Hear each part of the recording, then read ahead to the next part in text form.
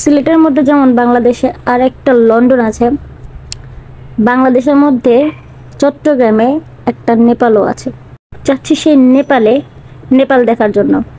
Actually বিষয়টা যেটা করছে সেটা হচ্ছে যে এই জায়গাটার নাম হচ্ছে, মানে যেখানে যাচ্ছে সেই জায়গাটার নাম হচ্ছে নেভাল, কিন্তু এইখানকার আঞ্চলিক লোকাল মানুষ যারা আছে তারা এইটাকে নেভালটাকে হচ্ছে নেপাল উচ্চারণ করে। নামের কিউরিসিটি থেকে হচ্ছে জায়গাটাতে যাওয়া। আর এই জায়গাটাতে যাওয়ার পথে এত সুন্দর রাস্তা, রাস্তার পাশ দিয়ে রেল লাইন গেছে, ঠিক তার পাশ দিয়ে হচ্ছে সমুদ্র বন্দর। আবার সমুদ্র বন্দরের আগে হচ্ছে বড় বড় ইন্ডাস্ট্রি। আমার মনে হইতেছে বাংলাদেশের যত বড় বড় ইন্ডাস্ট্রি আছে সব চট্টগ্রামের এই পতেঙ্গাতেই অবস্থিত।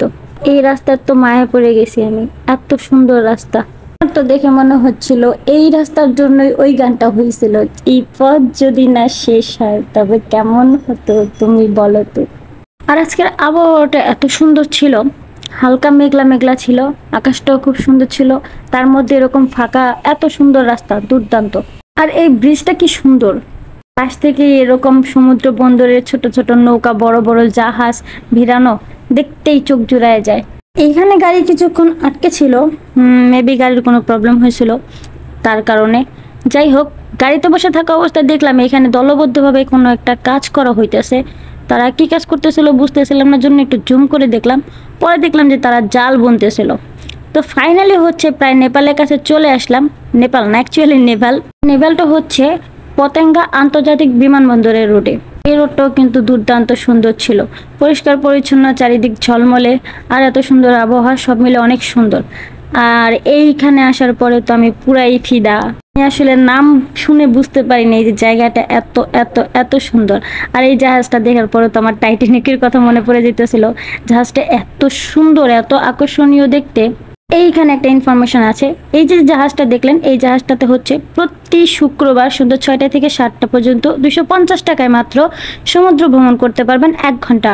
নেক্সট কোনো ব্লগে এই সমুদ্র ভ্রমণেও আপনাদের আমি নিয়ে যাব, অবশ্যই নিয়ে যাব। এখানে কিছু ছবি টবি তোলার পরে এত সুন্দর জায়গা দেখে জাস্ট মন চাইতেছিল শুধু হাঁটি, কিন্তু স্লোলি হাঁটি, যেন রাস্তা না শেষ হয়ে যায়। দেখছেন কি দুর্দান্ত না, চোখ জুড়ায় যায়। আর এখানে না ঘন্টার পর ঘন্টা দাঁড়ায় থাকলেও কোনো ক্লান্তি আসে না, খারাপ লাগা আসে না, বোরিং লাগে না।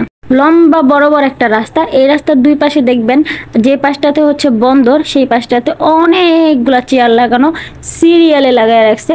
আর সিরিয়ালে অপোজিট পাশে হচ্ছে অনেকগুলা দোকান, চায়ের দোকান, আরো ফাস্টফুড টাস্টফুড, এই ধরনের অনেক লোকাল দোকান পাওয়া যাবে। লোকাল হইলেও আর কি ট্যুরিস্টদের জন্য এগুলো করা। বিভিন্ন ধরনের ভাজা পোড়াও পাওয়া যাবে, লাইক পেঁয়াজু, এই টাইপের জিনিসপত্রগুলো ওখানে বিক্রি করতেছিল, ড্রিঙ্ক বিক্রি করতেছিল। আমি তো এখানে বসে 1 কাপ চা খাওয়া মিস করতেই পারলাম না। শুধু তখন মনে হইতেছিল যে জীবন এত সুন্দর কেন, সবকিছু এত সুন্দর কেন, আর প্রকৃতি এতই সুন্দর কেন। সামনে আগাইতে এই জায়গাটা দেখলাম, আসলে সবুজ দেখলেই আমি একটু এলোমেলো হয়ে যাই। তো ভাবলাম যে ভেতরে যাব, কিন্তু ভেতরে যাওয়ার কোনো রাস্তা ছিল না, এটা দূর থেকে দেখতেই সুন্দর। দেন আবার সামনের দিকে হাঁটা শুরু করলাম। তারপরে এরকম একটা কন্টেনারের একটা দোকান হবে, এটা মেবি দেখলাম। দেখার পরে মানে অনেক প্ল্যানিং করলাম এটা নিয়ে, এটা দিয়ে একটা বাড়ি বানানো যাবে। ফাইনালি হচ্ছে আবার হাঁটা শুরু করলাম। আর এর মধ্যে কিন্তু গুড়ি গুড়ি ছোট ছোট বৃষ্টি পড়তেছিল, বৃষ্টিটাকে হচ্ছে অ্যাভয়েড করতে পারি নাই, বৃষ্টির মধ্যেই হচ্ছে ভিজে ভিজে হাঁটতেছিলাম। আর এইটা অন্যরকম একটা ভালো লাগা কাজ করতেছিল, এত সুন্দর রাস্তা, এত সুন্দর জায়গা, বৃষ্টি, ছোট ছোট বৃষ্টি পড়তেছে, গুড়ি গুড়ি বৃষ্টি পড়তেছে, হাঁটতেছি, ভালো লাগতেছে।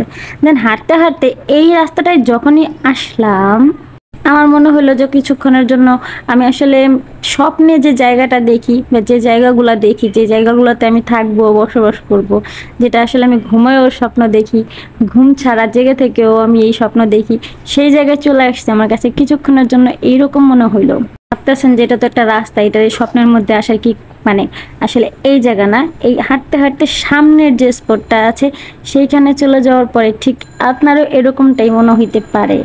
আমি জানি না যে আমি আর কোনোদিন এখানে আসবো কি আসবো না, তবে এই জায়গা আমার মনের মধ্যে থেকে যাবে সব সময়। আমি এই জায়গাটার প্রশংসা করতে বাধ্য, সবসময় বাধ্য। আমার কোথাও আমার ভ্রমণের গল্প বলতে হয়, সেখানে এই স্পটটার কথা অবশ্যই উঠে আসবে, অবশ্যই মাস্ট। আমি না এখানে ঢুকতে ঢুকতে খালি জাস্ট অ্যাবনর্মালের মতো বিহেভিয়ার করতেছিলাম যে এইটা কই আসলাম আমি, এই জায়গাটা এত সুন্দর কেন, এই দুইটা কথা আমি বারবার রিপিট করতেছিলাম। এই মাঠটা তো দুর্দান্ত, আর ওইদিকে বেড়ার পাশ দিয়ে হচ্ছে গরু ঘাস খাইতেছে।